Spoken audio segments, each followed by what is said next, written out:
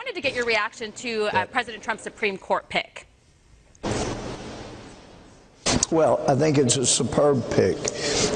She would have been a superb pick if the president had chosen her for the seat Kavanaugh took. But now we have Kavanaugh, and we should have Amy Coney Barrett. She is superb. And, you know, the truth is, when somebody goes through the confirmation process, you still can't be sure what's going to happen when they get to the court. I mean, we saw with John Roberts, conservatives were thrilled. We've got a brilliant guy who's going to stay on point, and then along comes the Obamacare case, and he keeps hearing that, gee, he may be the most political Chief Justice since Dred Scott, and so he gets scared, and he changes his vote and changes the opinion, which was extremely poorly written.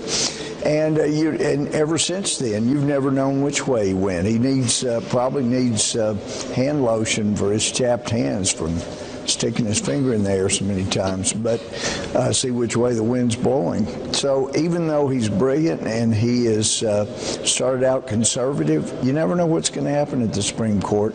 And more often than not, Democrats have been thrilled once somebody that was a conservative gets to the court because of some of the decisions they start making. But I think she is so principled and has been throughout her life that you have feminists attacking her for not being a good enough mother because she's also in professional life. I mean, how silly does that get for feminists to be making that kind of attack on a woman that has both a home life and is very successful? She ought to be their poster child. Yet it just shows you how untrue that feminists have been that are attacking her now. It's never been about female rights. It's been about liberal socialism. And listen, I saw the lives that women led in the old Soviet Union as an exchange student, and I would simply submit women don't want to go there. That it's not a good system. Yeah. Not at all. And not only have feminists attacked her and saying that she's like bad for women, anti-woman, and the policies that she supports, but also the media and Democrats have attacked her faith. We've also seen others in the media who have been writing articles like this. This is an example. It's a piece from Vox News. It's titled Vox, V-O-X, not to be confused with Fox News. It says the case for Senate Democrats to boycott Amy Coney Barrett's confirmation hearing briefly explained. The takeaway is that this is an illegitimate process. So, they're putting all this noise out there. There's nothing illegitimate about this process. No, there isn't at all. We may want to look at, some of us have talked about term limits for Supreme Court justices because that can be a problem. They're on for life, and some become unfaithful to the Constitution. We have seen that. So we may want to look at that, but as far as the confirmation process, the most corrupt and outrageous part of the confirmation process is the character assassination in which Democrats have engaged going back to Bork. I wasn't a fan of Bork. He was a brilliant man, but my word, the way they attacked that guy, just unsubstantiated allegations. And it worked. They kept him off the court, and so they've been doing it ever since. Republicans don't act like that. We don't assassinate people's character when they go to a confirmation hearing. So it comes back to this. If you have no ethics, if you have no morals, then you can take the high ground in the confirmation hearings.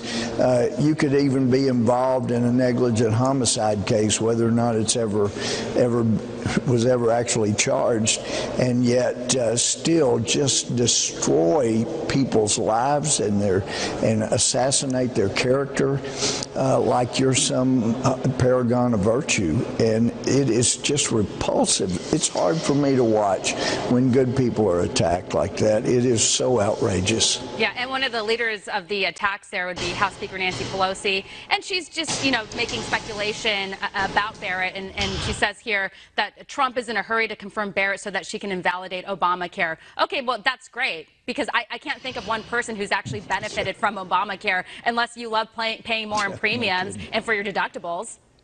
Yeah. Yeah, no, that's so true. I have talked to people that were going before the confirmation process. One back when Senator Kennedy was alive, and I said, they're going to ask about abortion, and ethically you can't answer, but you can't prejudge a case. So you could just say, look, we'll just have to drive off that bridge when we come to it and see what happens then. And anyway, nobody has taken me up and used that answer, but it kind of points to the disingenuous nature of some of the just ridiculous questions that get asked. But let me tell you, nothing scares a hater like someone who truly lives the life as a Christian.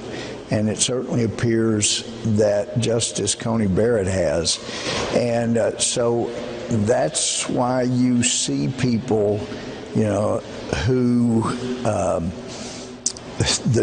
have dogma that lives loudly in them, asking questions, get so sanctimonious and high and righteous, when the truth is, if somebody's really living a Christian life and doing all they can to follow the teachings of Jesus, you have someone acting like Amy Coney Barrett, and someone who is infuriated by someone that's humble and brilliant and moral, ethical. It really torques off people who have not been. Yeah.